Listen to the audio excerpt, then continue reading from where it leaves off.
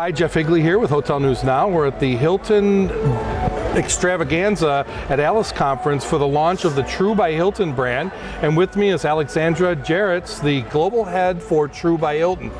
Alexandra, thank you for joining us. Thank you for having me. So tell me, the initial reaction's obviously been positive, but as far as brand launches go, so far so good? Oh, so far amazing. We couldn't be more excited.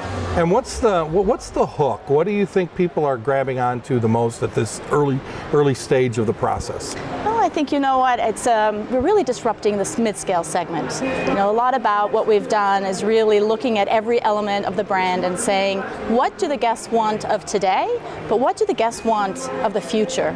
And really marrying those two things together.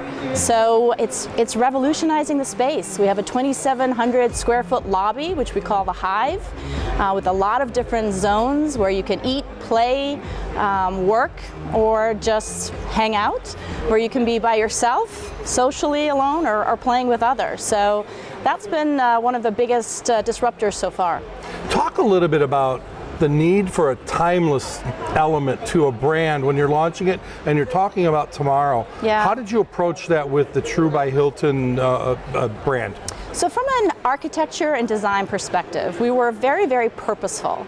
And we said, you know, what are those areas that we needed to be more neutral and timeless, and also those things that were upfront from a cost perspective, higher in value for our owners. And those were more timeless and classic.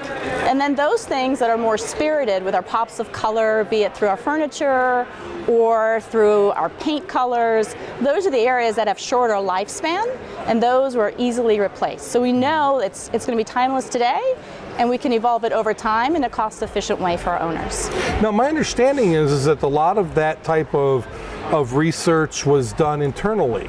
So how does that compare to other marketing efforts, brand launches that you've been involved with your career? Something a little bit different than normal, wasn't it? Yeah, it was. You know, it was a combination of looking at not only what the hotel industry is doing, but also what other industries are doing, and learning from them and applying it and being truly innovative from that perspective. Mm-hmm. And we also had a lot of consumer insight that we had from, again, other industries, as well learnings from our own other brands, yeah. Right? And then we had an amazing group of owners. We had 10 or 12 owners, our mid-scale advisory group, who have been with us from the very beginning of the development process and brought their insights into it. It's interesting you mentioned the other industries, because the retail industry has had such a huge effect on hotel design over the past, let's call it 10 years or so, increasingly so every year. So tell me how that, particularly the retail aspect, came into play for True by Hilton. Yeah, it's a fantastic question. So about 2,700 square foot of space, Hive, the lobby space that we talked about.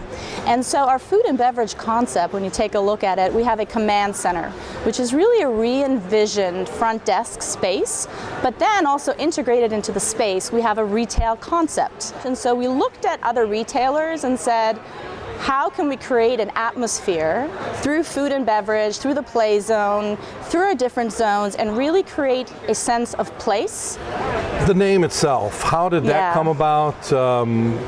What processes were involved in that? Really great question. So we have 3 brand pillars that we really use to make a lot of decisions about the brand, and they are simplified, spirited, and grounded in value. And so that was one of our first criteria, was let's make sure it's simple and memorable. So that was the first thing. And then what we said is we wanted something that represented authenticity, sincerity, and so True really represented all of those things for us. And then, of course, leveraging the by Hilton name was going to be incredibly important because of the name recognition. And so we feel it just really represents our brand pillars, and also from a branding perspective, it has a tremendous amount of legs from a creative perspective. So how do you measure two things, consumer awareness and owner awareness for this brand? How long does it take to reach that critical point of recognition?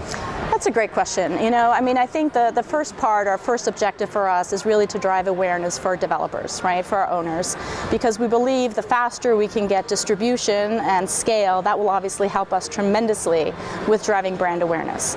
And then the same thing from a consumer perspective. We have that distribution, it'll be very quickly for us to be able to ramp up. And we have a couple of other advantages too as Hilton, right? It's not just the single brand that we can leverage or single brand marketing, but the power of that multi-brand Hilton marketing, the power of our Hilton Honors with over 50 million Honors members. I mean, all of that is just going to help us tremendously in driving brand awareness. So we're pretty confident that we can get that awareness out pretty quickly. And you guys have made it clear that this is not a brand for millennials. That is right. It's a brand for that mindset. That mindset. That is a very critical distinction, and really thank you for bringing that up. It's really about a youthful mindset, right?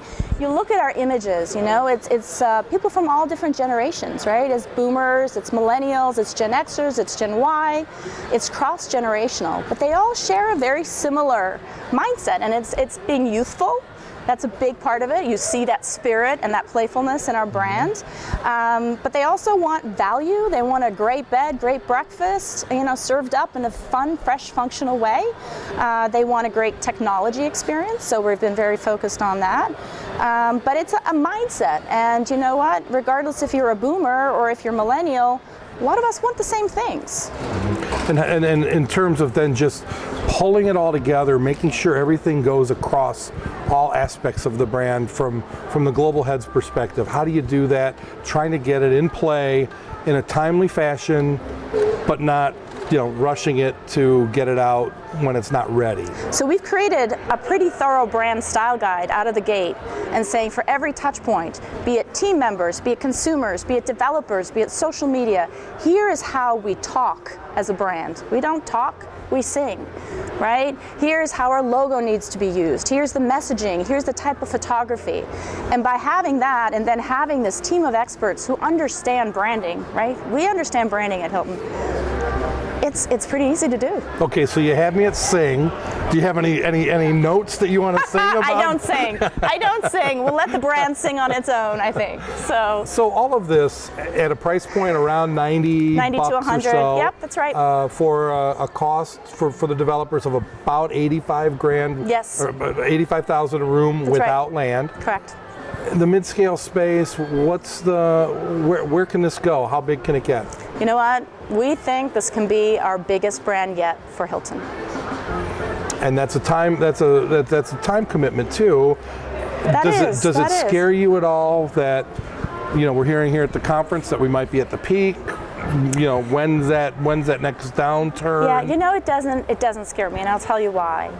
The upfront costs for this brand, right? What are they, $8 million or so, right? Mm-hmm. I mean, those upfront costs are quite lower than a lot of our other brands at Hilton, and so it's I wouldn't say it's recession-proof, but it's definitely more recession-resistant. Mm-hmm. And frankly, the way we've built not just the cost of the prototype, but the operating model, really lean operating model in terms of staffing, very efficient.